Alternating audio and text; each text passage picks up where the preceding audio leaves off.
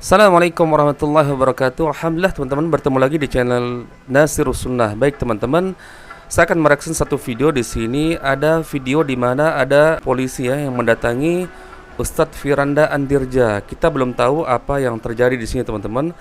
Apakah berkaitan dengan penghentian kajian atau karena ada laporan dari sejumlah orang atau masyarakat yang tidak suka dengan kajian Ustadz Firanda atau tidak teman-teman. Tentu kita tidak bisa berprasangka di sini ya, atau tidak bisa menduga-duga sebelum kita melihat secara detail videonya teman-teman. Baik teman-teman, coba kita lihat videonya biar kita tidak menjadi salah paham teman-teman. Orang Indonesia yang beragama Islam. Saya harus hafal dulu pertanyaannya ini.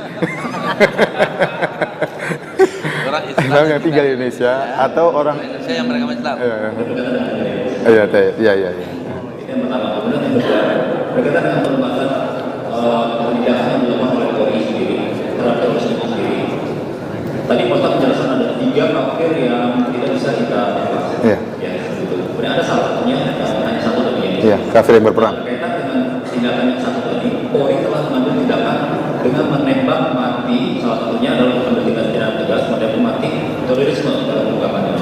Pandangan Ustaz sendiri, bagaimana tindakan yang Polri ambil tersebut, apakah sesuai dengan Islam ataukah ya saya mau pandangan dari kami mau dari pandangan Ustaz jelaskan tindakan Polri sendiri kan ini berkaitan dengan Iya.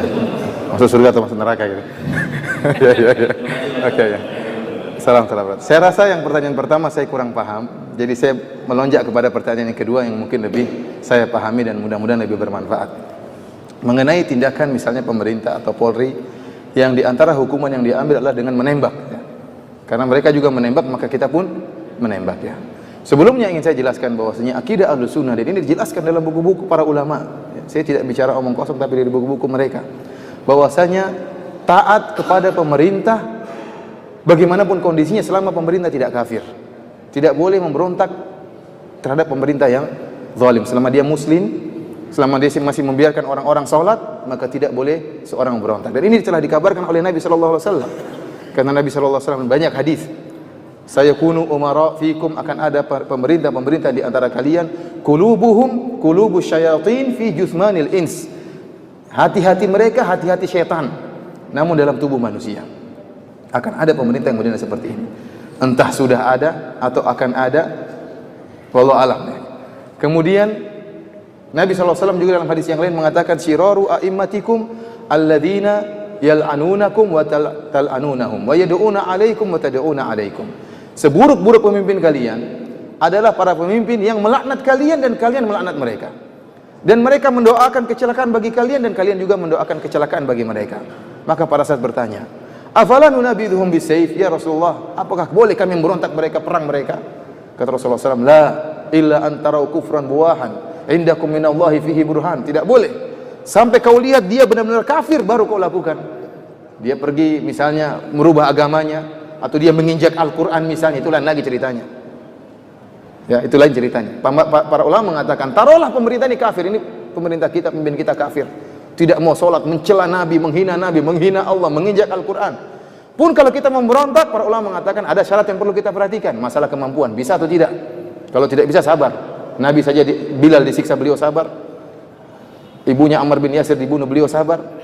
Artinya ini sekedar persyaratan sudah ada satu terpenuhi untuk memberontak, yaitu jika dia kafir. Selama dia tidak kafir, bagaimanapun kezalimannya, kata para ulama, tidak boleh memberontak, karena pemberontakan pasti mengakibatkan kemafsadatan yang lebih besar. Dan Islam adalah agama yang menimbang antara maslahat dan mudarat, bukan agama hayal, bukan agama asal yang penting perang, asal jalan. Enggak, lihat maslahat dan mudarat. Kalau tidak ada pemerintahan, ada pemberontakan, pasti banyak yang bertumpahan darah. Dan kita sudah contoh-contohnya di mana-mana sekarang, banyak pertumpahan darah, dan itu tidak kita inginkan. Tidak kita inginkan ya. Lantas bagaimana kalau ternyata pemerintah kita tidak kafir? Seorang yang muslim, yang juga sholat, dia punya kekurangan yang wajar. Dia punya kekurangan yang wajar, kita berusaha menasihati dengan cara yang baik. Coba kita bayangkan seandainya di negara kita tidak ada pemerintahnya, lampu merah mati semua, kira-kira gimana? Berantem orang di jalan. Polisi tidak ada lagi, sakit semuanya, satu kompi semuanya sakit. Orang tidak, subhanallah, bagaimana rusaknya orang, barang-barang dicuri, ini dicuri, macam-macam, ada yang dibunuh, tidak ada yang orang takuti. Oleh karenanya sebagian ulama mengatakan, saya 70 tahun bersama pemerintah yang zalim, lebih saya sukai daripada 1 hari tanpa pemerintah. Kenapa? Karena adanya pemerintah meskipun zalim, maslahatnya lebih besar. Karenanya kata sebagian ulama, jangan kau bercita-cita untuk membangun suatu rumah dengan menghancurkan kerajaan. Jangan. Kalau kau ingin bangun rumah dengan mengorbankan kerajaan, itu kesalahan. Ingin membangun sesuatu yang islami tetapi negara hancur, ini tidak benar seperti ini. Ya. Mengorbankan sesuatu yang besar hanya ingin bangun sesuatu yang kecil, dan kenyataan yang ada terjadi demikian. Keamanan tidak ada, kemudian ketakutan, ya, kemaksiatan semakin merajalela, orang bisa melakukan dengan seenaknya. Oleh karenanya akidah Ahlussunnah wal Jamaah ini diperintahkan oleh Nabi sallallahu alaihi wasallam, ya, taat kepada pemerintah meskipun pemerintah tersebut zalim, selama pemerintah tersebut tidak menyuruh kita untuk maksiat. Kalau dia menyuruh kita untuk maksiat, kita tidak taat. Tapi kalau dia menyuruh kita kepada yang baik, maka kita taat. Dan Allah telah berfirman, wa ati'ullah wa ati'ur rasul wa ulil amri minkum. Taatlah kepada Allah dan taatlah kepada Rasulullah dan pemerintah di antara kalian. Perhatikan di sini kata para ulama. Allah mengatakan taat kepada Allah. Taatlah kalian kepada Allah. Taatlah kalian kepada Rasulullah. Dan taat juga kepada pemerintah. Justru ketaatan kita kepada pemerintah pada perkara-perkara yang tidak ada dalilnya. Kalau ada dalilnya tidak perlu pemerintah, kita langsung taat kepada Allah. Kalau pemerintah suruh sholat, nggak perlu pemerintah suruh sholat, kita juga sholat. Tetapi yang justru kita ditekankan adalah taat kepada perkara-perkara yang ada maslahatnya dan tidak ada dalilnya. Contohnya apa? Lampu merah. Makanya para ulama mengatakan, barang siapa yang sengaja melanggar lampu merah berdosa. Ya, benar ini. Melanggar lampu merah berdosa karena merusak kemaslahatan. Antum kira tidak berdosa, berdosa.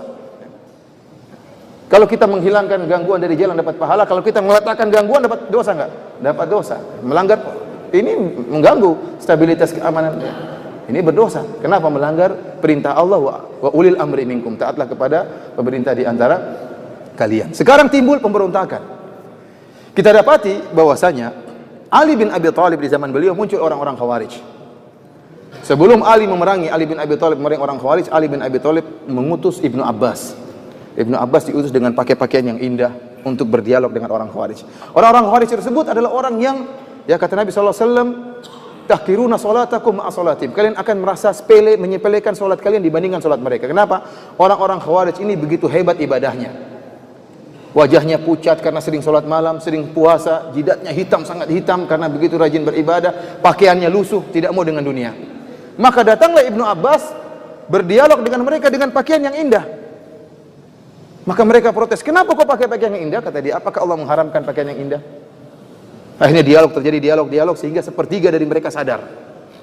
Tinggal 2/3 baru kemudian diperangi oleh Ali bin Abi Thalib sampai bunuh-bunuhan.